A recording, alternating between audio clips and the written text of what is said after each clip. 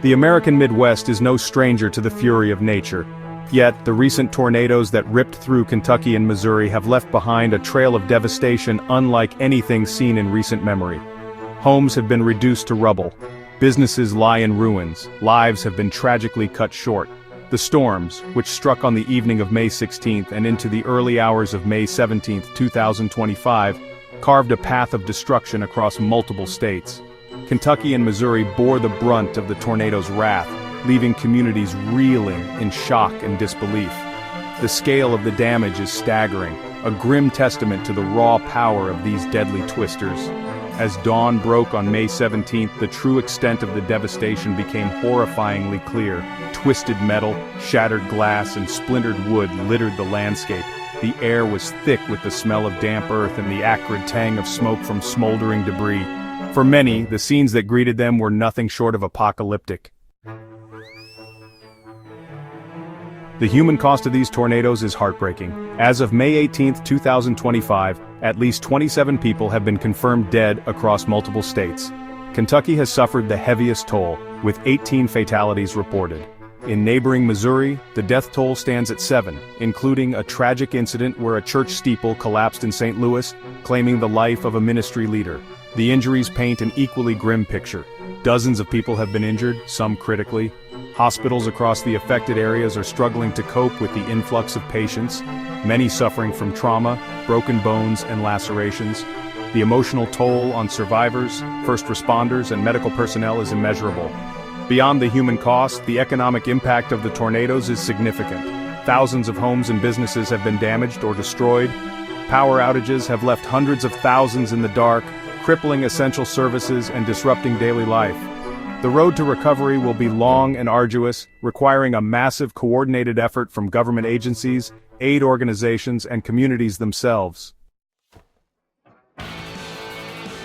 In the immediate aftermath of the tornadoes, a desperate race against time began. First responders, often working in treacherous conditions, sprang into action. Their mission to locate survivors trapped beneath the rubble and provide life-saving medical attention. Search and rescue teams, aided by sniffer dogs and specialized equipment, combed through the wreckage, their efforts hampered by downed power lines, debris-strewn roads, and the ever-present threat of unstable structures. Heartbreaking stories of loss and survival emerged from the chaos. The American Red Cross quickly mobilized, setting up shelters in schools, community centers, and churches to provide refuge for those displaced from their homes. Volunteers worked tirelessly, offering food, water, blankets, and a much-needed shoulder to cry on. The outpouring of support from neighboring communities has been overwhelming, a testament to the resilience of the human spirit in the face of adversity. Amidst the statistics and the images of destruction, it is the stories of survival that offer a glimmer of hope and a poignant reminder of the human toll of these disasters.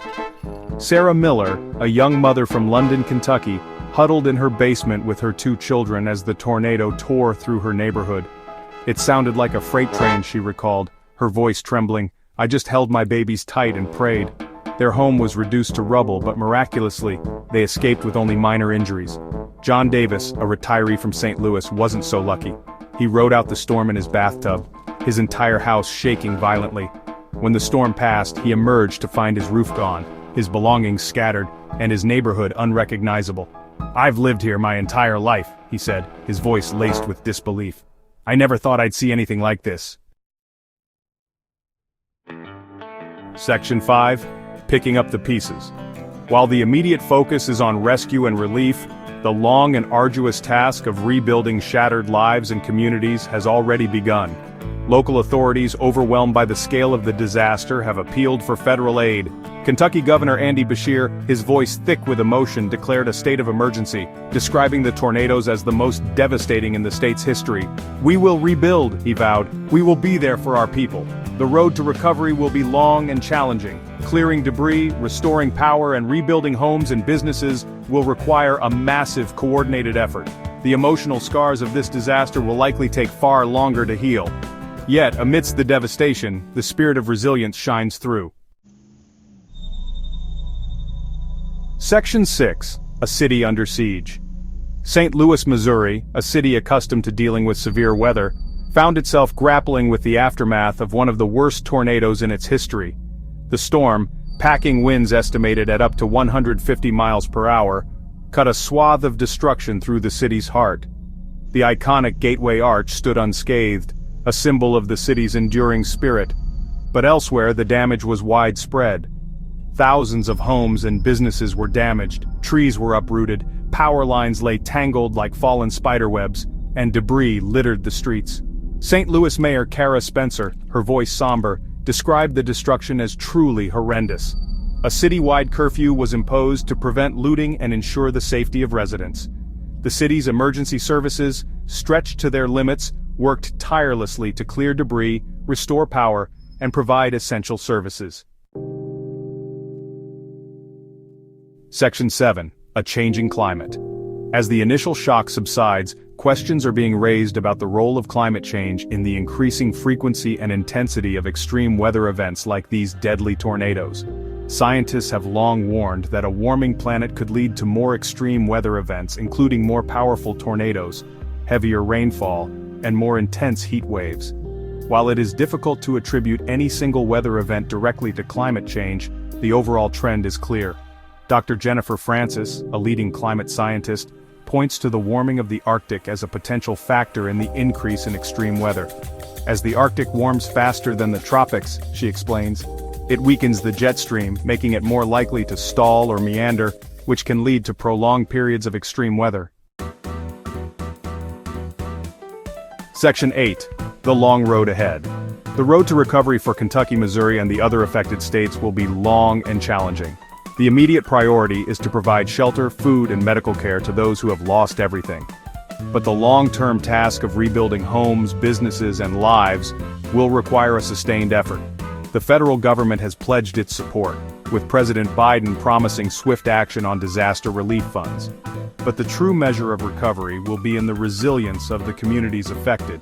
The American Red Cross and other aid organizations are already on the ground, providing assistance to those in need. But the outpouring of support from neighboring communities has been overwhelming, a testament to the spirit of generosity and compassion that often emerges in the face of tragedy.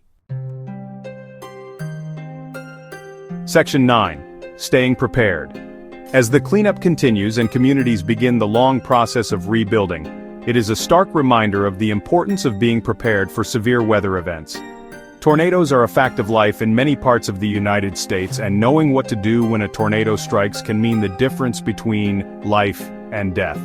The National Weather Service recommends having a plan in place, including knowing where to seek shelter, having a weather radio handy, and being aware of the warning signs of a tornado. In the event of a tornado warning, seek shelter immediately in a basement, storm cellar, or an interior room on the lowest level of a sturdy building. The recent tornadoes in Kentucky and Missouri are a tragic reminder of the destructive power of nature. But they are also a testament to the resilience of the human spirit. In the face of unimaginable loss, communities have come together to support one another, offering help, hope, and a shoulder to cry on. The road to recovery will be long, but with determination, compassion, and a shared sense of purpose, these communities will rebuild and emerge stronger than ever.